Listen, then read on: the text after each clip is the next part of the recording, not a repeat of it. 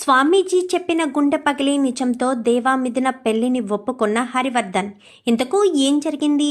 అసలు స్వామీజీ ఏం నిజం చెప్పారు? మరి ఆ నిజంతో దేవా మిథున పెళ్లిని హరివర్ధన్ ఒప్పుకున్నాడా? ఇదంతా కూడా వీడియోలో చూసి తెలుసుకునేద్దాం.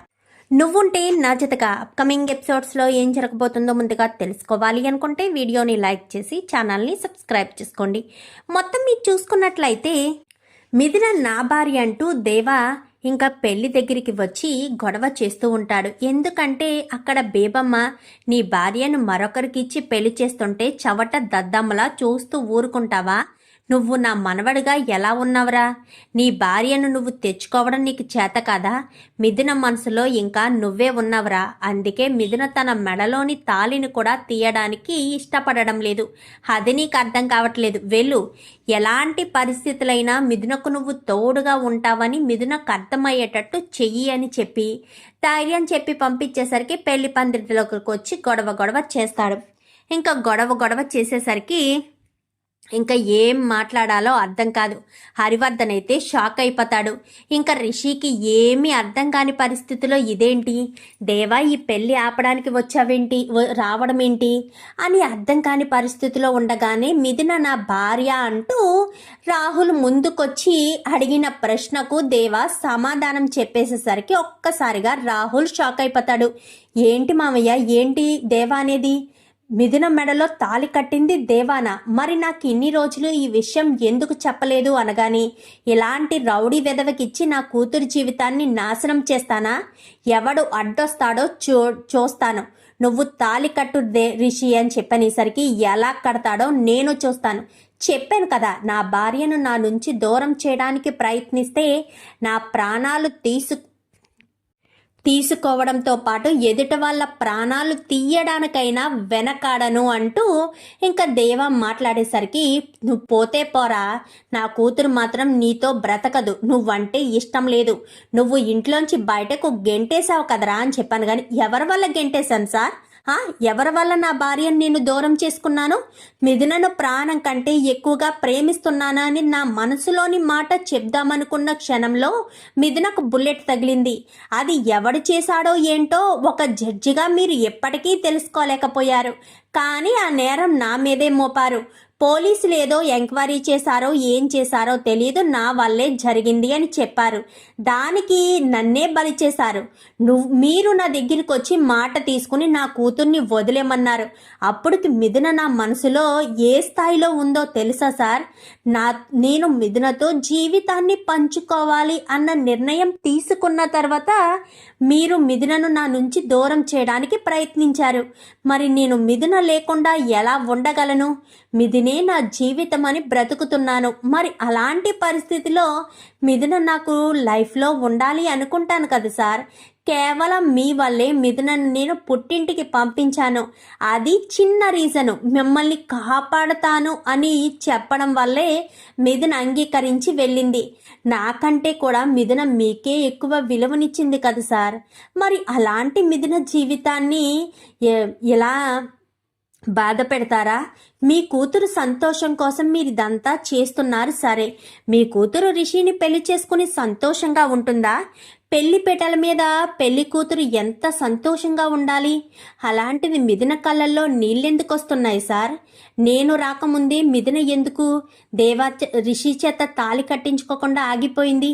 చెప్పండి. మిథున మనసులో నేను లేకపోయుంటే ఎంత గొడవ జరుగుతుంటే వెళ్ళిపో దేవా అని అనకుండా మరి సైలెంట్గా ఎందుకు ఊరుకుంది అనగానే నా చెల్లెల మనసులో నువ్వు లేవురా, నువ్వంటే నా చెల్లెలికి ఇష్టం లేదు, నా చెల్లెలికి నీకు ఏ సంబంధం లేదు, తక్షణమే నా ఇంటిని ఇక్కడిని పెళ్లి పందిట్లోంచి వెళ్ళిపోరా, నా చెల్లెలికి రిషికి పెళ్లి చేసుకుంటాము అని చెప్పాను. కానీ నువ్వెవడవరా నన్ను వెళ్ళిపోమని చెప్పడానికి?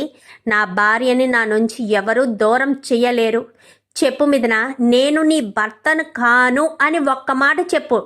మరొక్క మాట కూడా మాట్లాడకుండా తల దించుకుని నేను ఇక్కడి నుంచి వెళ్ళిపోతాను అనగాని చెప్పు మిథున, వాడు నీ భర్త కాదని చెప్పు.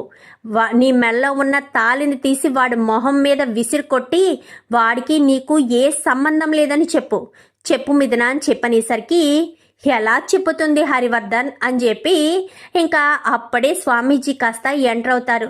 స్వామీజీ మీరా అని చెప్పనేసరికి, ఏంటి వేడుక చేస్తున్నావా ఇక్కడ? నీ కూతురు పెళ్లి ఆషామాషి పెళ్ళి అనుకుంటున్నావా? నీకు నచ్చిన వాడితో నీకు నచ్చినప్పుడు పెళ్లి చేసేసాడానికి ఆ శివుడాజ్ఞ లేనిది చీమైనా కొట్టదు అంటారు. నీకు తెలీదా? నువ్వు ఎన్నో పూజలు చేసేవాడివి కదా, ఎన్నో వ్రతాలు అన్నీ చేసేవాడివి కదా, మరి శివుడాజ్ఞ లేకుండానే దేవాకు మిథునకు పెళ్లి జరిగిందంటావా?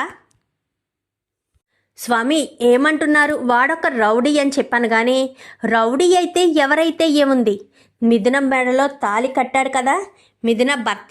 వాళ్ళిద్దరికీ పెళ్ళి నువ్వనుకుంటే జరిగిందా, నేననుకుంటే జరిగిందా, లేక నీ కూతురు అనుకుంటే జరిగిందా, లేక నువ్వంటున్న ఈ రౌడీ అనుకుంటే జరిగిందా? ఆ శివుడు అనుకుంటే జరిగింది. ఆ శివ పార్వతుల పెళ్లి ఎక్కడ జరిగిందో అక్కడే వీళ్ళ పెళ్లి జరిగిందంటేనే నీకు అర్థం కావట్లేదా? వాళ్ళిద్దరూ ఆశీస్సులతో, శివ పార్వతుల ఆశీస్సులతో వీళ్ళిద్దరు పెళ్లి జరిగింది. నువ్వు విధిరాతనే మార్చేస్తావా? ఆ విధి సైతాన్నే విధి రాతను మార్చేసే అంత శక్తి నీకుందా? నువ్వు కేవలం మానవ మాత్రుడివి. ఆ భగవంతుడు వీళ్ళిద్దరికీ రాసి పెట్టాడు. ఎవరికి రాసి పెట్టాడో మనమేంచి చెప్పగలం? నీకు తెలీదా అని చెప్పనేసరికి, స్వామి నా కూతురు భవిష్యత్తు ఏమైపోతుంది? ఈ రౌడీ వెధవని చేసుకుంటే నా కూతురు ప్రతి క్షణం దినదిన గండంగా బ్రతుకుతుంది అని చెప్పనేసరికి, నువ్వు చూసొచ్చావా హరి? నువ్వు చూస్తావా ఏంటి దినదిన గండంగా బ్రతుకుతుందనుకుంటున్నావు? నీ కూతురికి ఎన్నిసార్లు అపాయాలు వచ్చాయి? అది దేవ భార్య అయిన తర్వాతే వస్తాయి అనుకుంటున్నావా? అది విధి లిఖితం ప్రకారం ఎప్పుడు ఎలా ఏం జరగాలనేది ఆ భగవంతుడు వాళ్ళ తలరాతలో ముందే రాసి పెట్టాడు. మిథున దేవాలకు పెళ్లి జరగాలని రాసి పెట్టాడు కాబట్టి ఆ క్షణాన్న ఆ ముహూర్తాన కరెక్ట్గా శివపార్వతులు పెళ్లి జరగబోతున్న సమయంలో ఆ మహాదేవి పార్వతీదేవి మెడలో పడవలసిన తాళి నీ కూతురు మెడలో పడింది. అది ఎంత అదృష్టం! ఎంతమందికి దక్కుతుందా పుణ్యఫలం? అలాంటిది నువ్వు వీళ్ళిద్దరిని విడదీసేస్తావా? వీళ్ళిద్దరి పెళ్లి జరిగిందంటే ఆ దైవీచ్ఛ, ఆ దైవం అనుకుంది కాబట్టే పెళ్లి జరిగింది. నువ్వు కాదు కూడదు అని వీళ్ళ పెళ్లిని విడదీస్తే నీ కూతురికే ప్రమాదం. అది నువ్వు గుర్తుపెట్టుకో. నువ్వు దేవుడి సైతం నిర్ణయాన్ని మార్చే గొప్ప వ్యక్తివి కాదు. నీ కూతురు దేవాతో ఉంటే సంతోషంగా ఉంటుంది. సరే, నీ కూతురు ఈ అబ్బాయితో పెళ్లి కుదిరినప్పటి నుంచి తన ముఖంలో సంతోషాన్ని చూసావా? ఏదో పోగొట్టుకున్న దానిలాగే ఉంది కదా. మరి ఇప్పుడు అబ్బాయికి ఇచ్చి పెళ్లి చేసేటప్పుడు దేవా కట్టిన తాళి తన మెడలో ఎందుకుంది? తెంపి పాడేయవలసింది కదా. మరి ఎందుకు తెంపలేకపోయావు? నీ కూతురి చేత ఎందుకు తీయించలేకపోయావు? ఎందుకంటే అది భగవంతుడు వీళ్ళిద్దరికీ ముడి వేసిన బంధం కాబట్టి. తన మెడలో ఉన్న తాళిని ఎవరూ తీయలేరు. తను తీయడానికి కూడా మనసొప్పదు. వీళ్ళిద్దరికీ అసలు ఏ బంధం లేని సమయంలోనే తన మెడలో ఉన్న తాళిని తీయించడానికి తంతు ఏర్పాటు చేశావు. అప్పుడే ఒప్పుకొని నీ కూతురు, మరి తనే ప్రాణంగా బ్రతుకుతున్న నీ కూతురు ఇప్పుడు తాళెందుకు తీస్తుంది? అంటే ఒక తాళి ఉండగానే మరొక తాళి కట్టిస్తావా? సృష్టి ధర్మాన్నే నువ్వు తిరగరాసేస్తావా? తను నీ కూతురు మనసుతో సంబంధం లేదా అంటూ ఇంకా స్వామీజీ కాస్త నిలదీసేసరికి, అవును మామయ్య, అది నిజమే కదా. మిథున మెడలో ఉన్న తాళిని తీయకుండా నేను మెడలో తాళి కడతాను అని చెప్పాను. కానీ ఆలోచించాక అది తప్పని నాకు అర్థమైంది. అదే కాదు మామయ్య, దేవా మిథున భార్యాభర్తలన్న విషయం నాకెందుకు చెప్పలేదు? ఇప్పటి వరకు ఆ విషయం నా దగ్గర ఎందుకు దాచిపెట్టారు? ఒకవేళ దేవాయే మిథున భర్త అన్న విషయం నాకు తెలుసుంటే ఖచ్చితంగా నేను ఈ పెళ్లి చేసుకునేవాణ్ణి కాదు. దేవా నా ప్రాణ స్నేహితుడు మామయ్య. నా ప్రాణ స్నేహితుడి భార్యను నేను ఒక సోదరిలా చూస్తానే తప్ప నేను పెళ్లి చేసుకోవాలన్న ఆలోచన నాకు ఎందుకు వస్తుంది? మీరు అది ఎందుకు ఆలోచించలేకపోయారు మామయ్య అని చెప్పనేసరికి ఒక్కసారిగా హరివర్ధన్ షాక్ అయిపోతాడు. సమాధానం చెప్పవే. చెప్పు, మాట్లాడుతుంటే సైలెంట్గా ఊరుకుంటావే? నువ్వు దైవం రాసిన తలరాతను సైతం మార్చేలా గొప్ప వ్యక్తివి కదా. వాళ్ళిద్దరూ పెళ్లి చేసుకుంటే ఆ పెళ్లిని సైతం దూరం చేయాలని ఎన్నో ప్రయత్నాలు చేశావు. వీళ్ళిద్దరూ 8 నెలలు కలిసి ఉన్నారు. మరి ఆ ప్రయత్నాల్లో ఏ ప్రయత్నమైనా ఫలించిందా? వీళ్ళిద్దరూ విడిపోయారు సరే, వీళ్ళ మనసులు విడిపోయాయా? ఇంకా బలపడ్డాయి.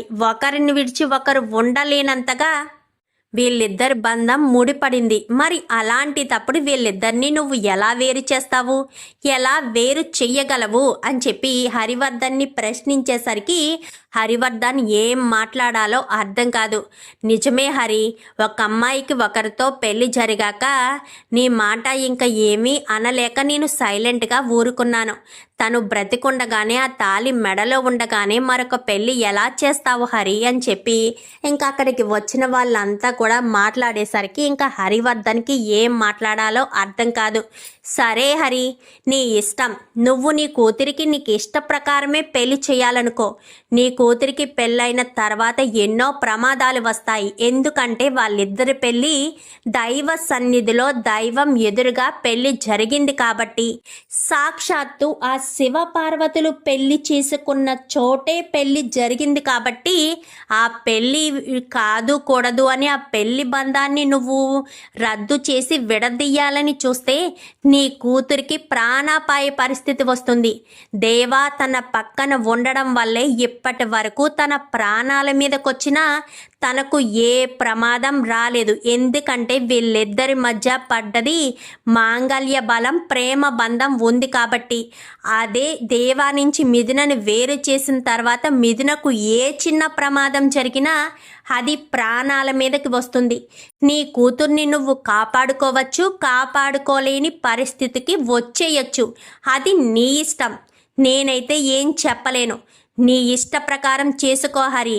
విధి రాతను మాత్రం నువ్వు చెరపలేవు. ఆ దైవ సన్నిధిలో జరిగిన ఈ పెళ్లిని నువ్వు రద్దు చేసే అధికారం నీకు లేదు.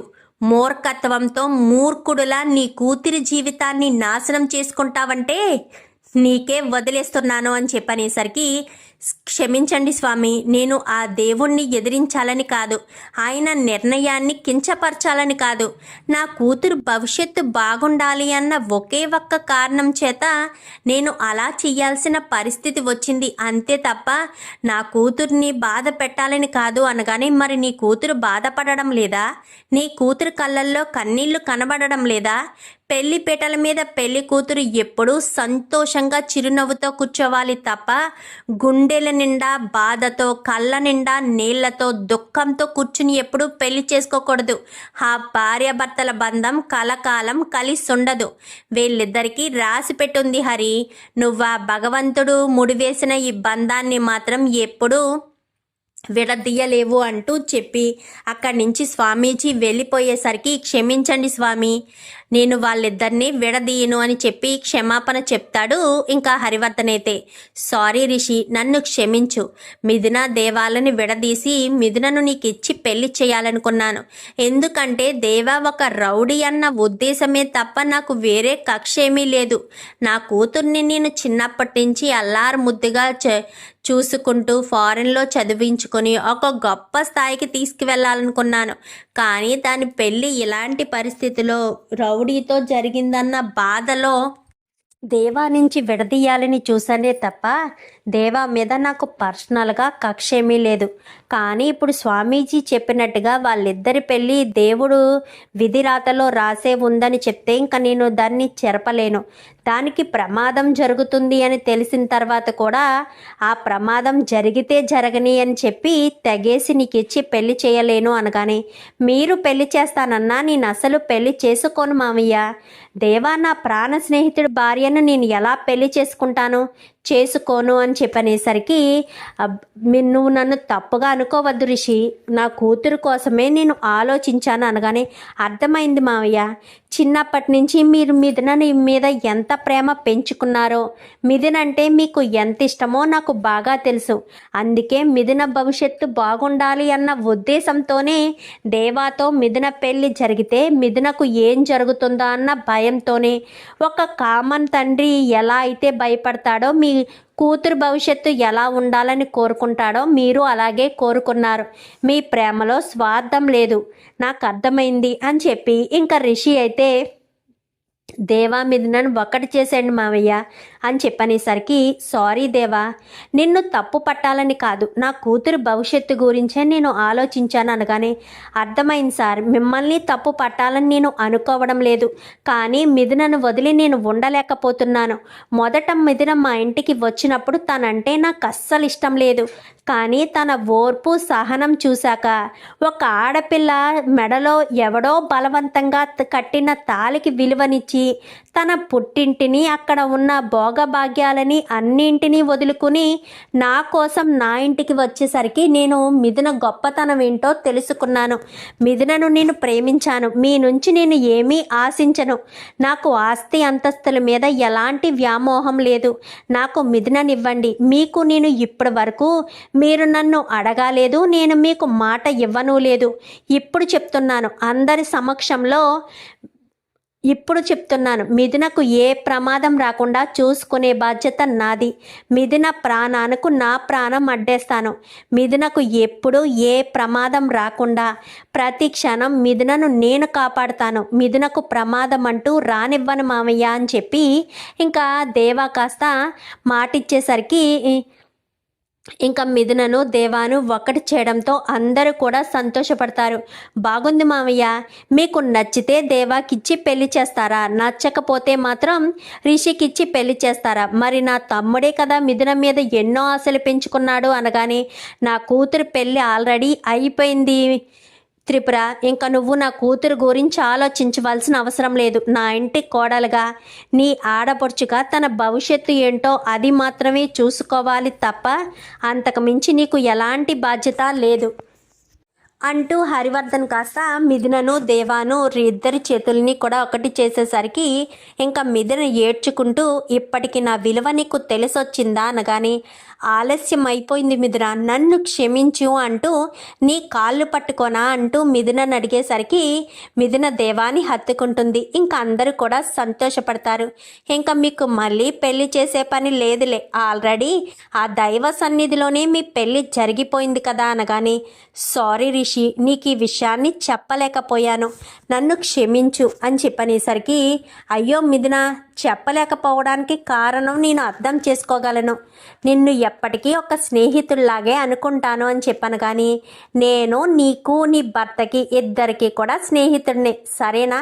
చాలా థ్యాంక్స్ రా అర్థం చేసుకున్నందుకు అనగానే, ఒరే దేవా, నువ్వు నా ప్రాణ స్నేహితుడువరా, ఇన్ని రోజులు ప్రాణ స్నేహితుడు అని అంటున్నాను కదా మామయ్య, వాడు నా ప్రాణాన్ని కాపాడాడు, అందుకే వాడంటే నాకు చాలా ఇష్టం.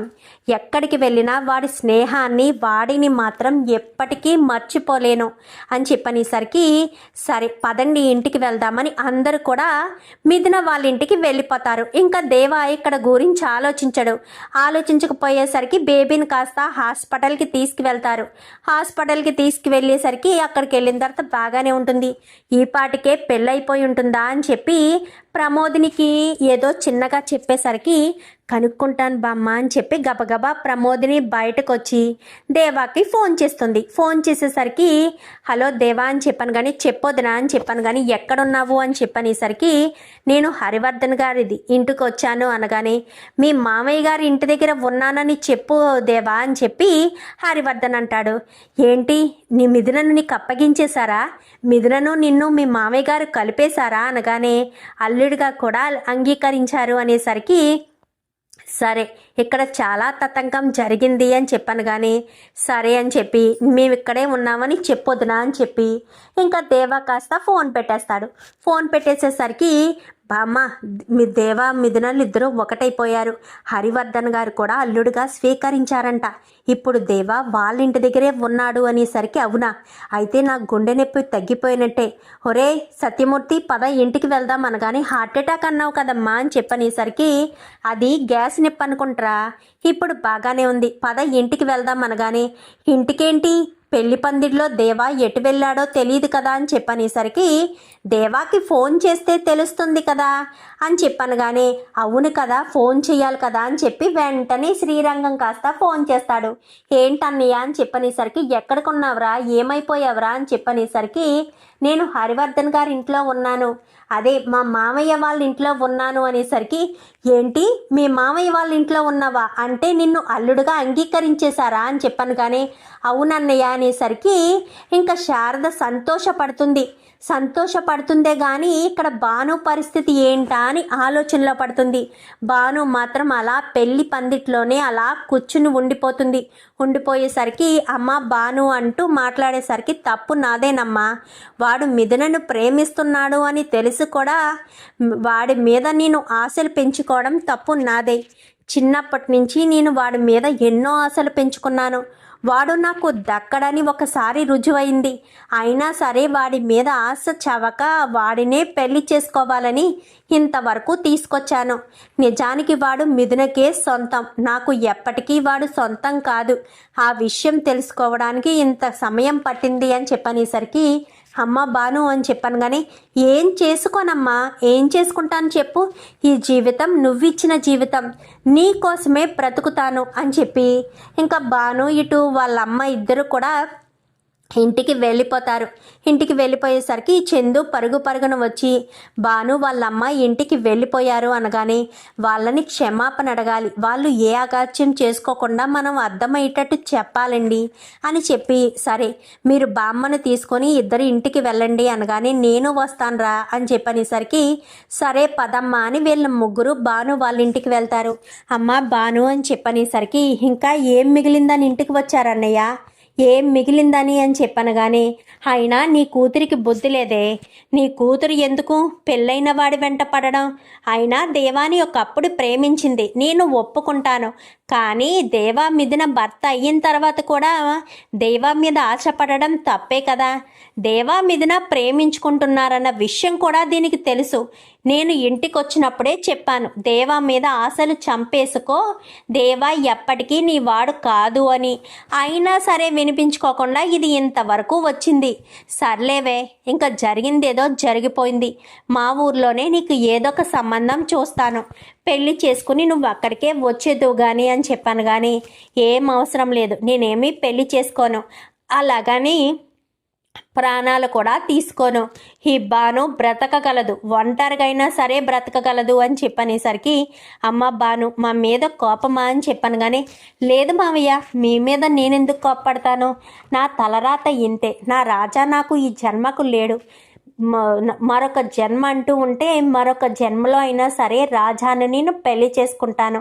ఈ జన్మకు రాజాకు మిథునే కరెక్ట్. మిథున రాజాలిద్దరూ ఆ భగవంతుని సన్నిధిలో పెళ్లి చేసుకున్నారు, వాళ్ళని నేను విడదీయను కూడా అని చెప్పి భాను తన్ను తాను సమర్థించుకుంటూ తను ఎంత బాధపడుతున్నా కానీ ఆ బాధను తను బయటకు చెప్పకుండానే ఇంకా తనలోనే తన బాధను దాచుకుని పైకి మాత్రం నవ్వుతూ అందరికీ సమాధానం చెప్తుంది.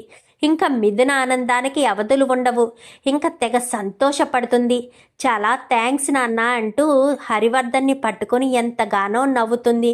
ఇన్ని రోజులకి నీ ముఖంలో సంతోషం చూశానమ్మా, నా కూతురు ఇంత సంతోషంగా ఉండడం చూసి చాలా ఆనందం అనిపిస్తుంది అనగానే దేవా దగ్గరుంటే మిథున ఎప్పుడూ సంతోషంగానే ఉంటుందండి అని చెప్పనేసరికి ఆ విషయం తెలుసుకోవడానికి నాకు ఇంతకాలం పట్టింది, నువ్వు ఇప్పుడు సంతోషంగానే ఉన్నావు కదా అనగాని చాలా సంతోషంగా ఉన్నాను.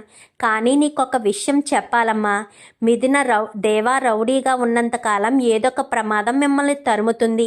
వీలైనంత తొందరగానే దేవాను ఆ రౌడీయిజం నుంచి తప్పిస్తే నీ భవిష్యత్తు బాగుంటుంది అనగానే అలాగే నాన్న అని చెప్పి మిథున కాస్త అంటుంది. చూద్దాం మీరు రాబోయే ఎపిసోడ్స్లో ఈ రకంగానే స్వామీజీ చెప్పడం ద్వారా హరివర్ధన్ తన మనసును మార్చుకుని మిథున దేవాలని ఒకటి చేయాలని మీరు కూడా కోరుకుంటున్నారు. వీడియో నచ్చితే లైక్ చేసి ఛానల్ని సబ్స్క్రైబ్ చేసుకోండి.